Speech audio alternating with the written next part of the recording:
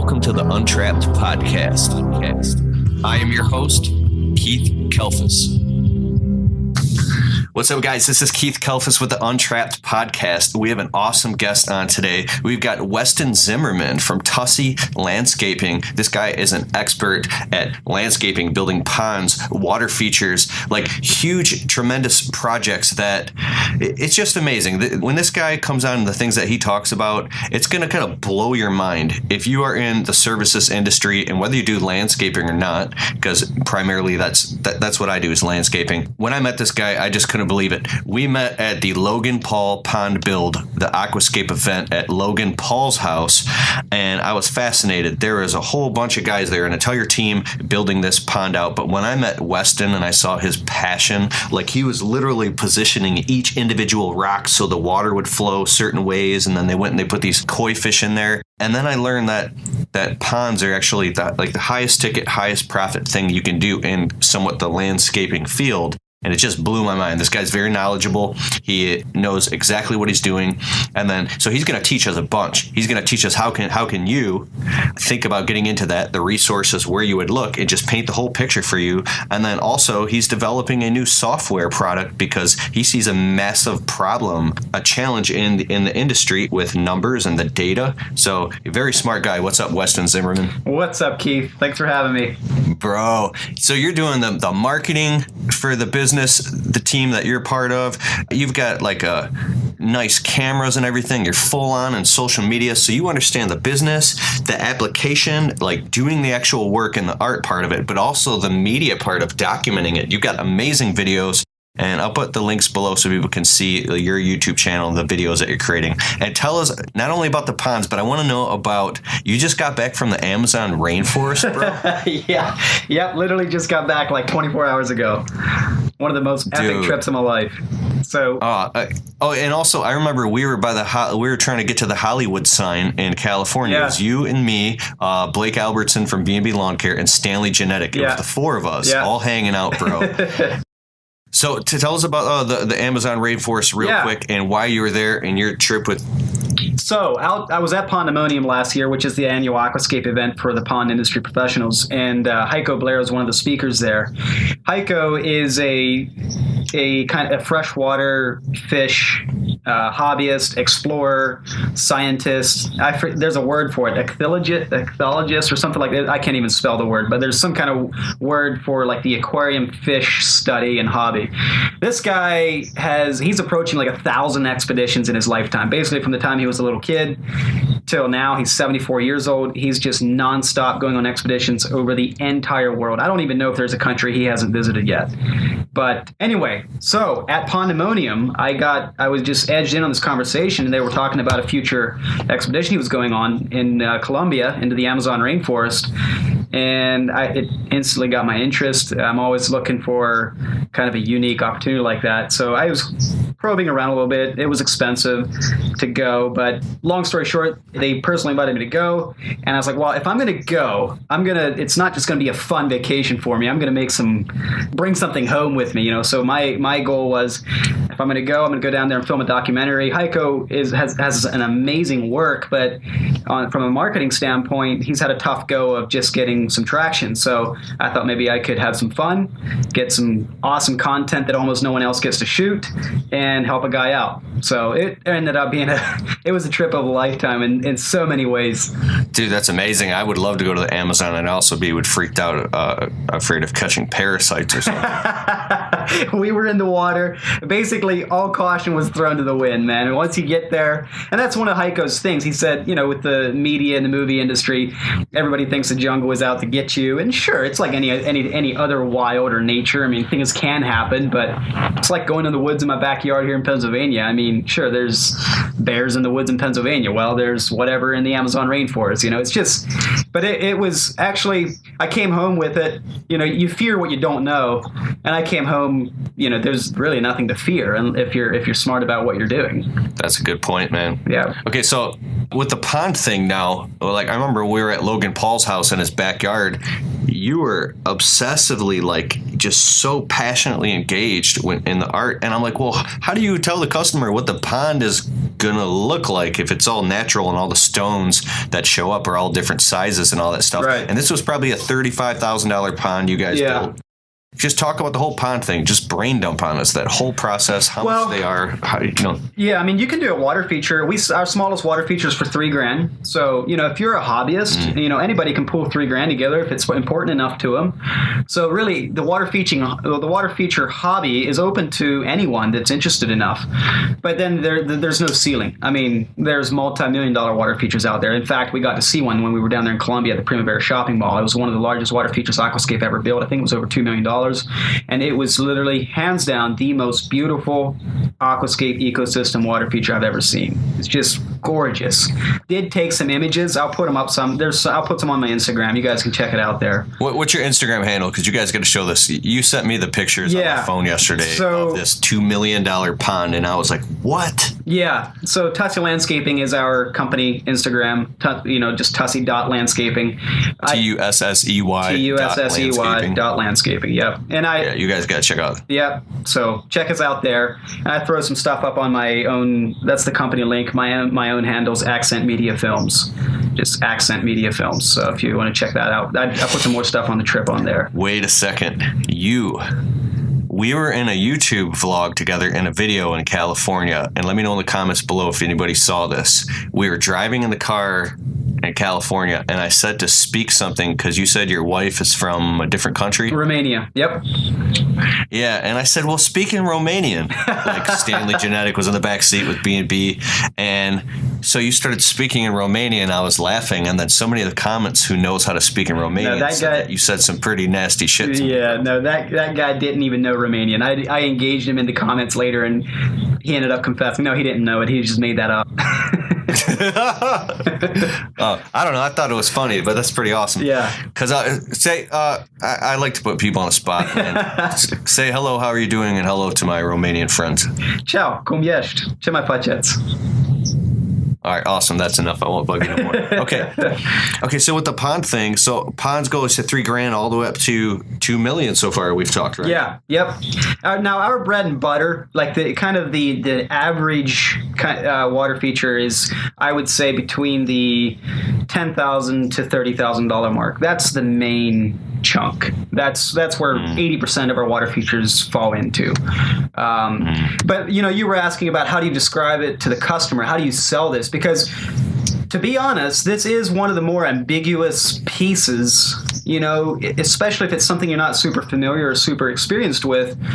It's like, how do you draw it on a design? Well, it's a blue circle on a paper. You can't really draw much beyond that. So how do you convince someone that this is something that they would love? Because essentially, if you can't get your customer to see your vision of what you're seeing in their backyard, you end up asking them for a $10,000, $20,000, $30,000 check, and they're not even sure what they're getting. So you got to understand it from the homeowner's point of view as well. But what we do to try to combat that and try to help people, everybody has a different level of, some people have a really hard time envisioning something that doesn't exist yet. Others can see stuff, when you're talking about ideas, see it in their heads. But what we do to help people kind of get a solid perspective of what they're buying is actually put water features in the ground in displays. We have over a dozen displays in an hour circumference around us at local public places, restaurants, farm markets, landscape garden centers.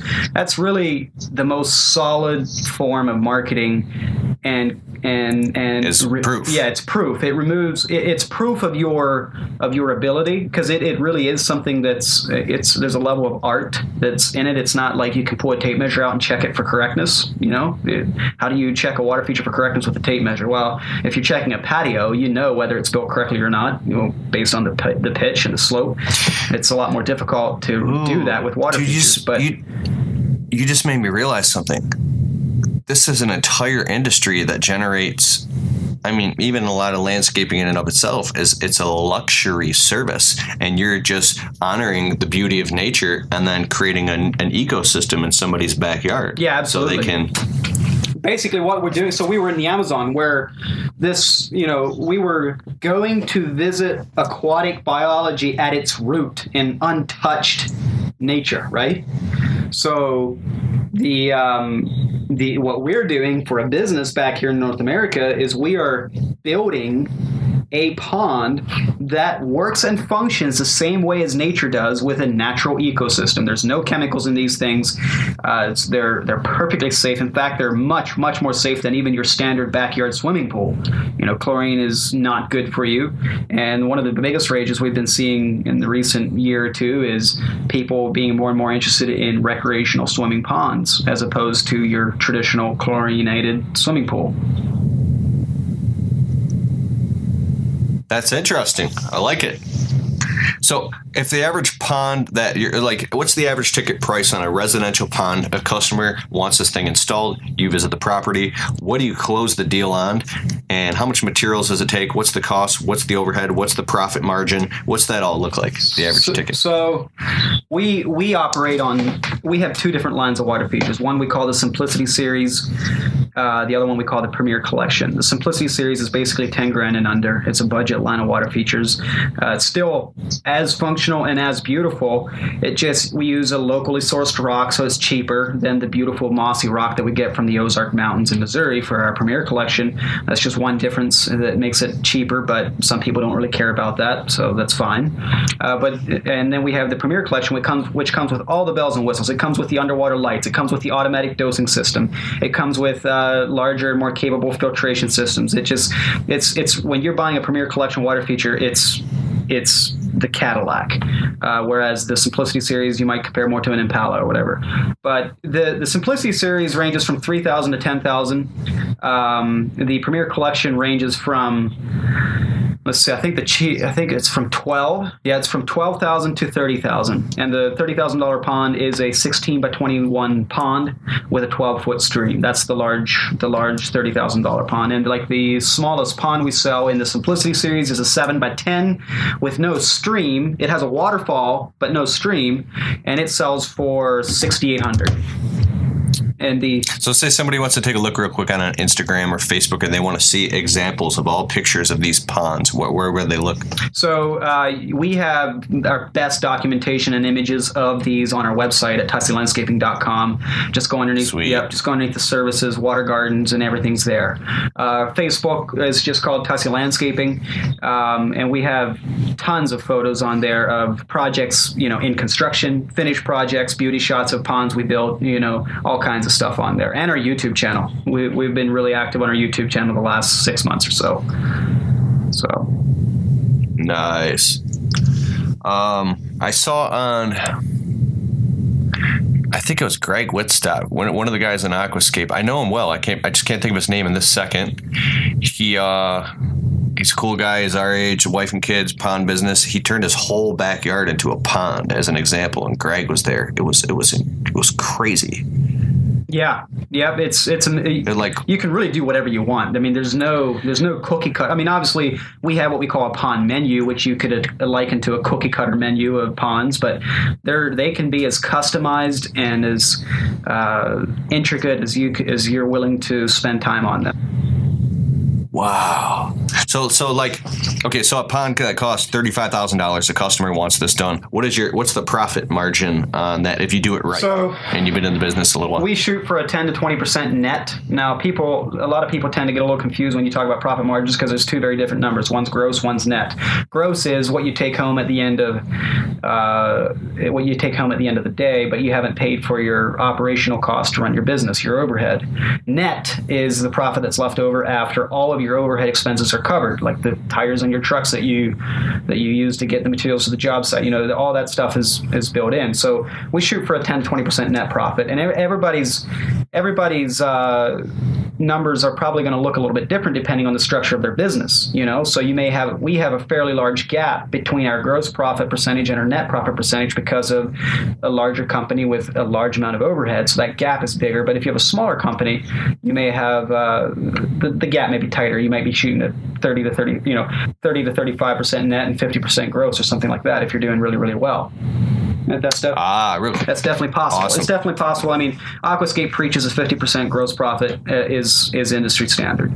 And the net is whatever, take out your operational costs to run your own business the way you have your business structured, and that ends up being your net. And then just to be clear, on a 50% gross profit margin means you take the entire cost of everything and then times it by 2? So You would take your cost of your labor and your materials. So all of the materials you bought plus the labor you paid your guys, and don't forget your labor taxes, your labor burden. Not just if you're paying a guy $20 an hour, it costs your company more than $20 an hour to pay him.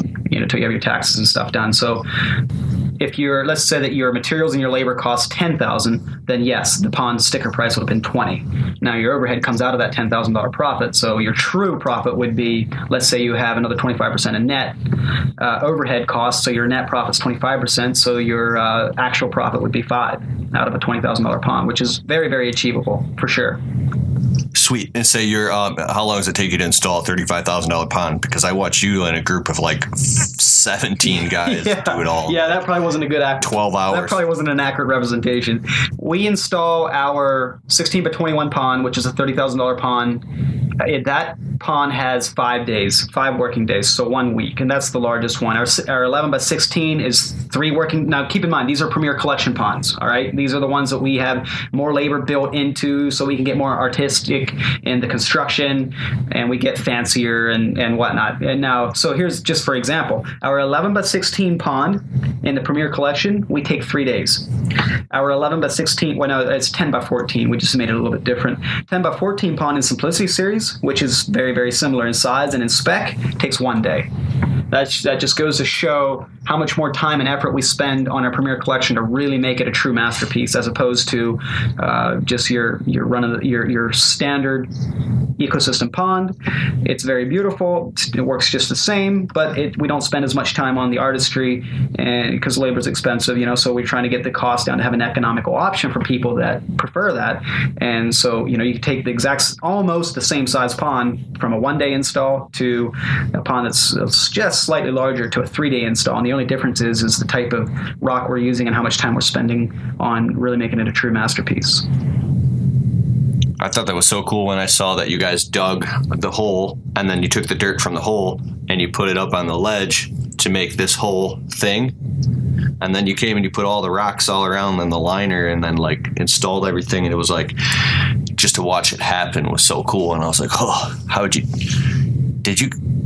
you guys didn't even use a machine. No, that project we didn't have a machine on. Now, and when I started at Tusse, we didn't use machines hardly at all either. But thankfully, times. You mean you were digging holes in the ground with shovels? Oh, yeah. Yep. And we're in Pennsylvania, so we could run into limestone, shale, slate, whatever,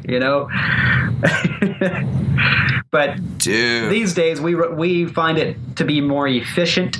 Our production goes up high enough that it makes it worth having equipment on every job. So we have an excavator and at least like a dingo, which is like a mini skid loader type thing, on every pond project like that. That's what allows you to build a pond in a day. I mean, you can build a pond in a day by hand. We've done it, but I'm telling you, physically, you feel it. You do that for 10 years, you'll feel it. So get a machine. Dude. Get a machine, guys. Moving boulders around. So let's say a guy wants to get into installing ponds, and he starts out with $3,000 to $5,000 ponds, and how does he even get the ball rolling so he doesn't? I would suggest that you don't build your first water feature as a pond. I would suggest doing a few fountainscapes first, because you don't need a piece of equipment to do a fountainscape. You can even do a pondless. You don't really have to have a piece of equipment if your rocks are small enough to build a pondless. Real quick, I just want to insert. Yeah.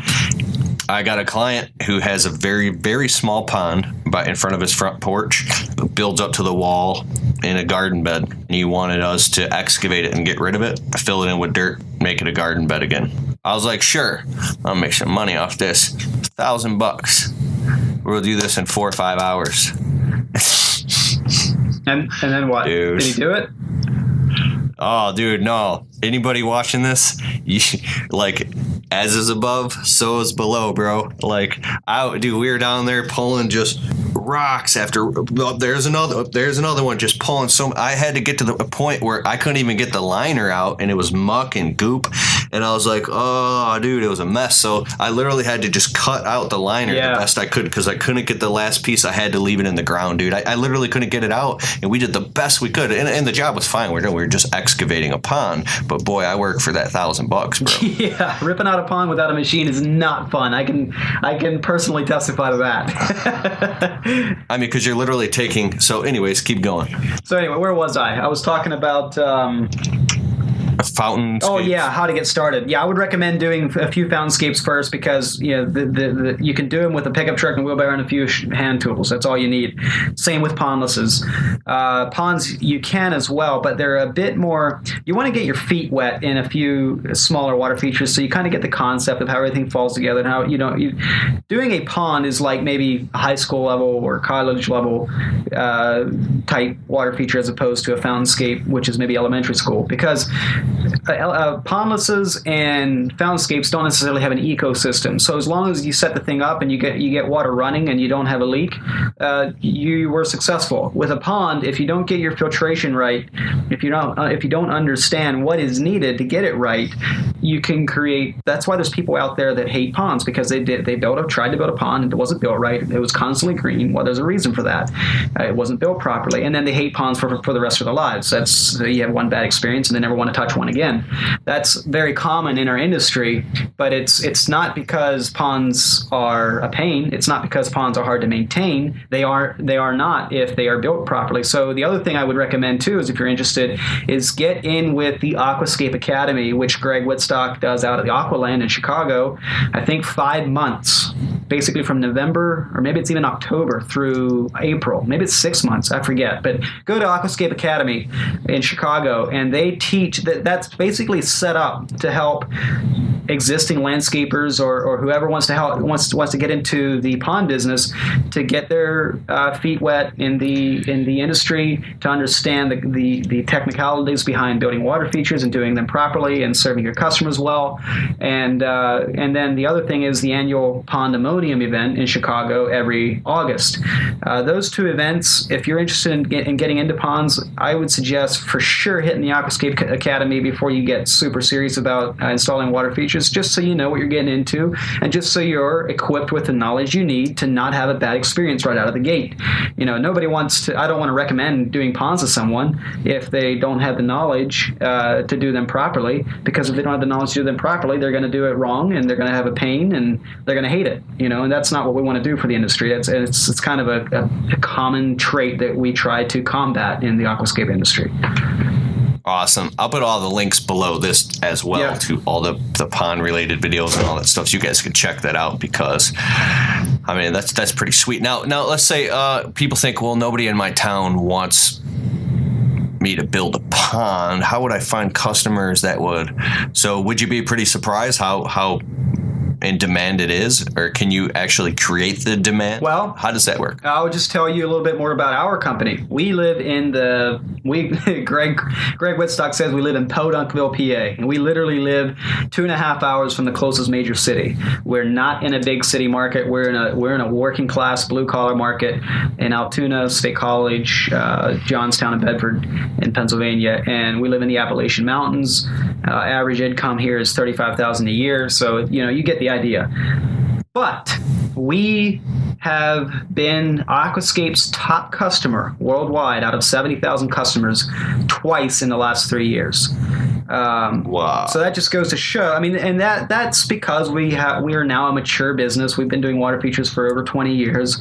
That didn't happen overnight, So when you say products, are you buying pond liners and that black spray stuff and the pumps and all the actual That's right. equipment and the filters? All the equipment, the biological filtration, the pumps, the liner, the plumbing, everything. Yeah, the lights, the dosing systems. All of that is Aquascape product that we buy in. The rocks we source ourselves.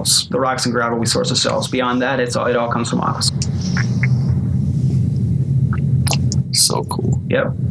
But anyway, wow. So now if you're in a new market and there's no one else even in your market doing water features, and you're like, I don't even know if people want water features. Well, first thing I would do is find a local garden center that is willing to work with you and just put in a little fountainscape or a little pondless, or if you're comfortable with it and you feel like you have the knowledge, or you did do your homework and you feel like you're ready to build a pond, put a pond in.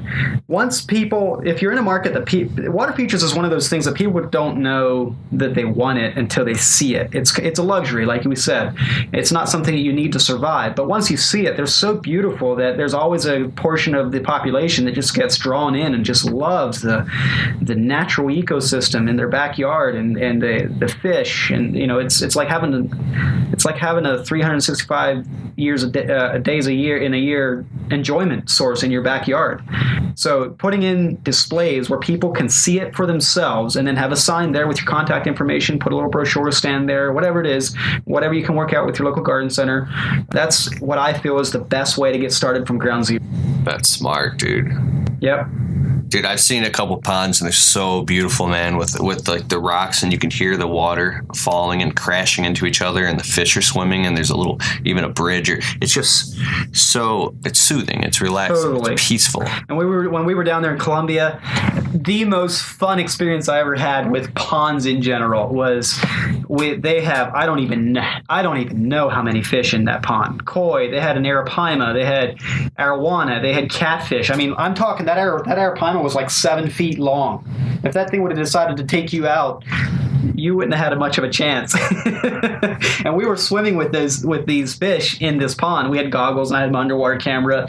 And oh, really? Yeah, we were swimming with the fish, and that was the most fun thing. Like if obviously that was a huge water feature, a big expense, but that if you could have that in your backyard, that would be like a heaven. That'd be like a resort, man. It's just so soothing to be swimming with the fish, come up to the waterfalls, watching the bubbles, and it's cool.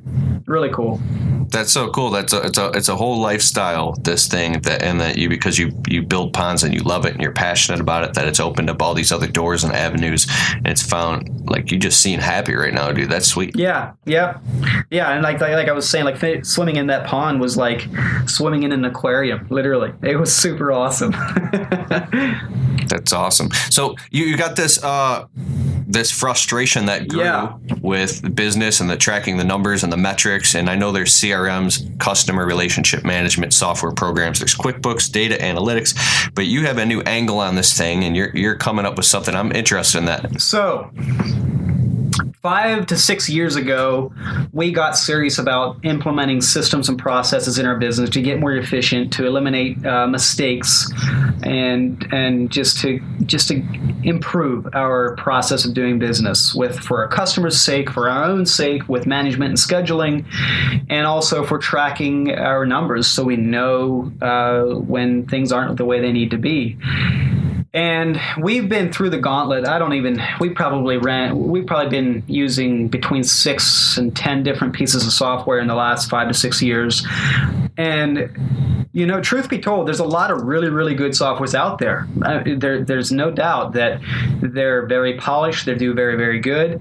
But the challenge is they only serve one factor of the business. So, for instance, there's a lot of CRM softwares out there that are very high-end, that do a very good job, but they only do CRM. Or you have a few softwares that we've used that do a good job at scheduling, but they do zero reporting. So maybe you scheduled your job successfully, but you have no idea, or it's a very difficult process to find out what your numbers were on that project, or what your numbers were in that segment of your business, say water feature segment of your business in the past year. So if you're going to dig in and find those numbers for your business so you can make smart decisions instead of just shooting in the dark, you need to know your numbers. And if you don't know your numbers, you're kind of up the creek. So what we ended up doing was using 4 or 5 different softwares just to function. So we have one for scheduling, we have one for CRM, we have one for our budgeting and our back-end numbers.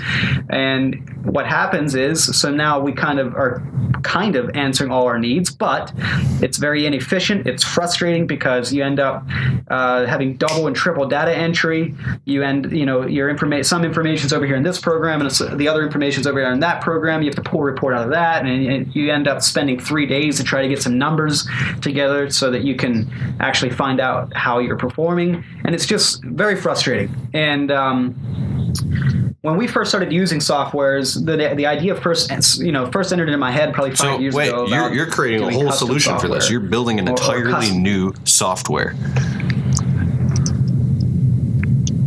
We're building an entirely new software from the ground up, and the vision of this project is to answer the need that we see that exists, and we're going on. We're talking with you just to find out and confirm in our own minds that this need actually does exist for more people than just ourselves, and that is that people want an easy, systematic way to run their business without having to use a half a dozen different softwares and different systems, and they want a piece of software that not only serves just one portion of the business or just that portion of the business, but they want their sales guy, they want the owner, they want the foreman, they want the owners of the company, they want the service technician of the company, the office staff of the company, all to use the same system so that all the data is living in one system. And when all your data lives in one system, it is unbelievable how powerful that is and what kind of reports you can pull, what kind of decisions you can make on actual facts. Numbers are facts. It's not like, I think we did okay, we probably don't need to raise our pricing on this. No, down to the penny or down to the 0.01% of where you ended up at. And the other thing is like a lot of softwares tend to be a little clunky, so we're actually hiring professional user experience designers to make sure that this thing is as easy to use as possible. And the last thing we want to do is release something that's very complicated and very good at what it does, but it's like flying a rocket. You have to go to college for half your life to learn how to fly it. Well, it's not our goal at all. We want to create something that's as simple to drive as driving your car down the road, but it performs your functions. And we don't want to create something that creates many manual processes for you where you have to be, you have to remember to enter that information. No, just the very act of going through the workflow, entering the customer information when the first time they call, marking off where they heard about you, creating the estimate, just the very act of going through the workflow, selling the project, managing the project, clocking your time in on that project, then generating the costing report of that job. Just the act of going through that workflow is going to collect the data along the endpoints along the way, and that data will then generate the reports that you need to know your numbers and know where you stand and know what kind of marketing has been successful for you and whether it makes more sense for you to spend money on marketing on Facebook or versus Google or vice versa, because you'll be able to see based on your history exactly maybe your cost per acquisition, or that's a fancy name for how much it costs you to get a new customer from Google is way less than what it costs you to get a customer on Facebook. Or another example, maybe you're getting way, way more leads on Facebook than you are on Google, so it looks like Facebook is better, but maybe only 10% of all those leads on Facebook turn into a paying customer, and 80% of your leads on Google will turn into paying customers. So, there's a lot of layers to this information, and we're setting out to make this what I'm hearing you say, it sounds like you're saying as simple as possible. And integrated. Everything is integrated. And right now, we're calling it synced up. We're still working with a trademark attorney to make sure that name is available and all that. But currently we're calling it synced up. So right now in your brain, thinking about this and moving this process forward, do you already have an idea of who it's for and who it's not for? Yeah, so we're starting, obviously it takes a lot of time and effort to build what I've been describing, right? We are currently using version 1.0 ourselves in our own business, and we're actively building version 2.0. We have teams of developers in the US, Australia, and Romania working on this, but we're working on building 2.0. Once we have 2.0 done, we'll be ready to accept beta users, test users that are interested in the product, would like to come on.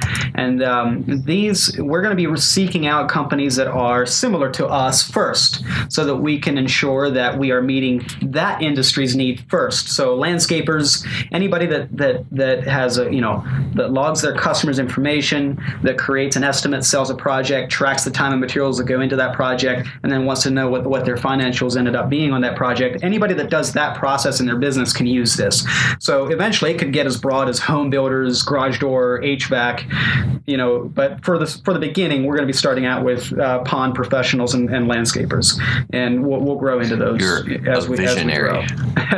Always bet on a visionary. Yep, I am. I follow this dude named Kyle Cease, and he was talking about Elon Musk, and he was telling the story how he's like, listen, Elon Musk, people might say crazy things about him, but he's a visionary, and your bet is always safe with a visionary because they're the people that make reality. Like, it's basically like, when you were talking, I just saw it all coming into play, and I could see, like, dude, when somebody has an idea and they're set and they're focused and they're passionate, like, just watch what happens in 2, 3, 4 years when this whole thing is reality. And then it's weird how the tables turn, man. Do you got it all mapped out in your head? Can you see it helping companies and organizations right now? It's clear to you?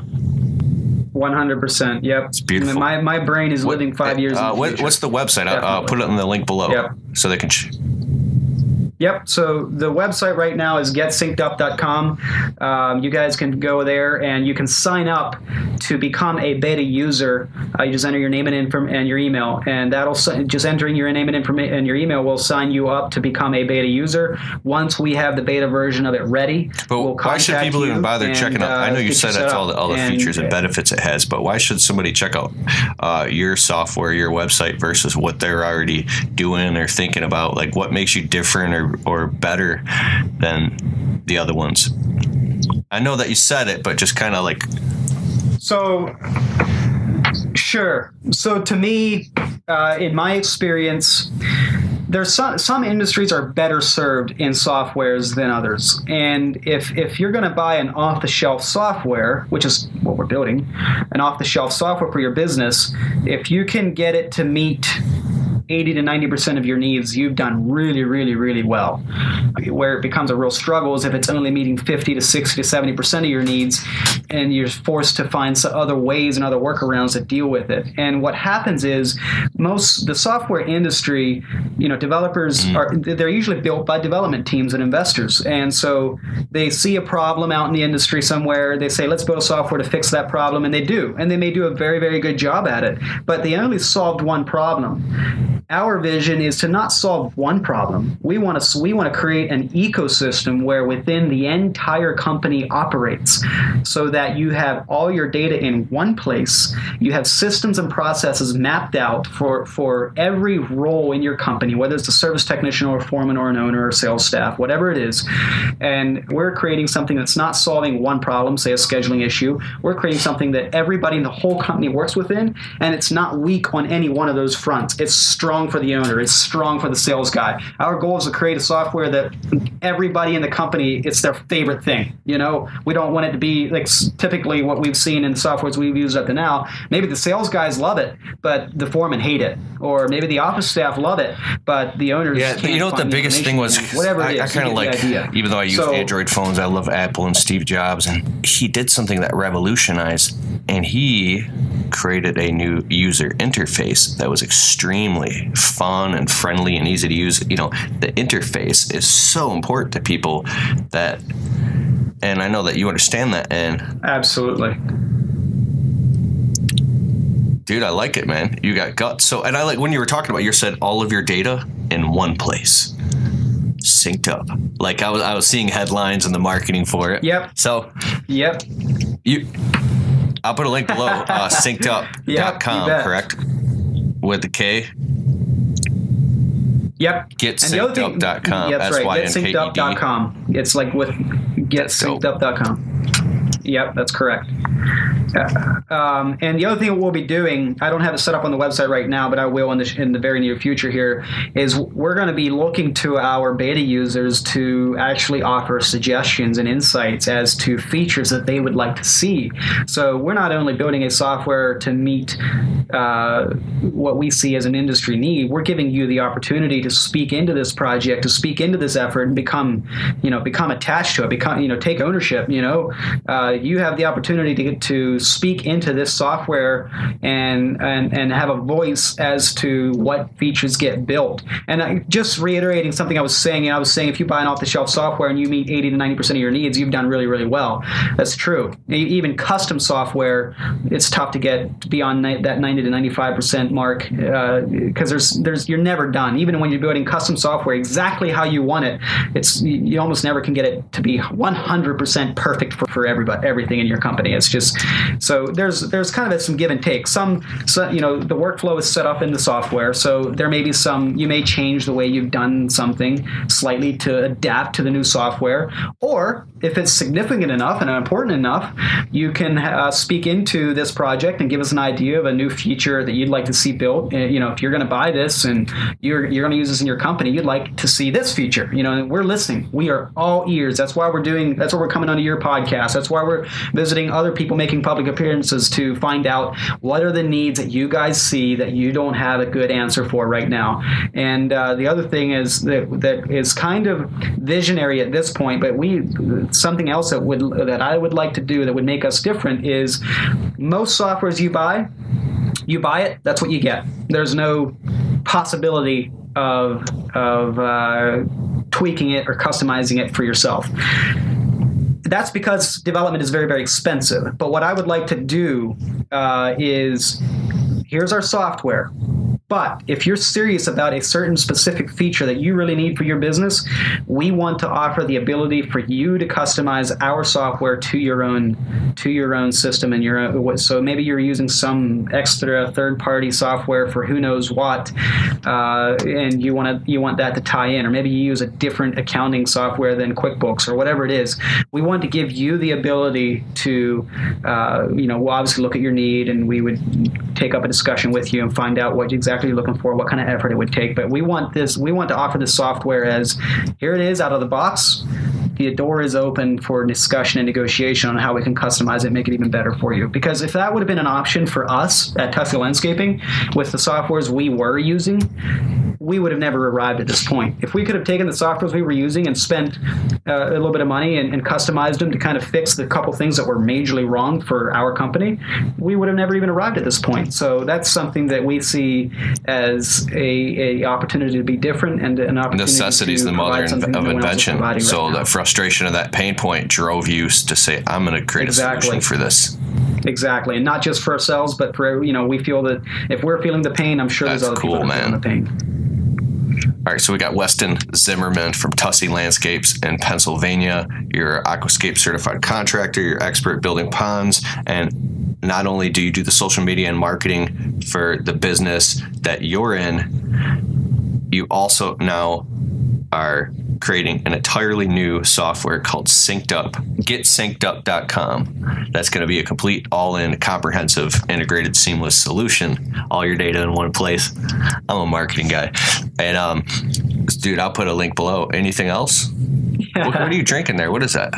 That's a bad I like that. Let's show me that cup, dude. Coffee from my new mug. That looks like it was handmade Columbia. or something. I just brought it home. I love a good cup of coffee.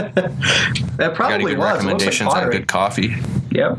I actually brought some new Colombian coffee home to try, but I typically use, Tim Hortons or there's also a local guy here that sells some coffee directly sourced from Honduras, which is really, really good.